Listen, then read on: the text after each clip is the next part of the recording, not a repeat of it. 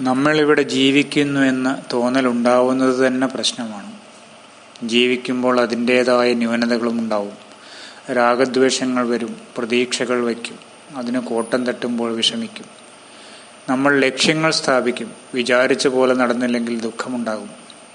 പലതും വെട്ടിപ്പിടിക്കാനുള്ള മോഹം, വെട്ടിപ്പിടിച്ചു കഴിഞ്ഞാൽ അത് നിലനിർത്താനുള്ള ശ്രമം, വെട്ടിപ്പിടിച്ചത് കൈവിട്ടു പോകുമ്പോഴത്തെ വിഷമം, ബന്ധുക്കൾ വിട്ടുപോകുമോ എന്ന ഭയം, അവരുടെ ഭാവിയെക്കുറിച്ച് വേവലാതി, ഈ ശരീരത്തിന് രോഗം വരുമോ എന്ന ആശങ്ക.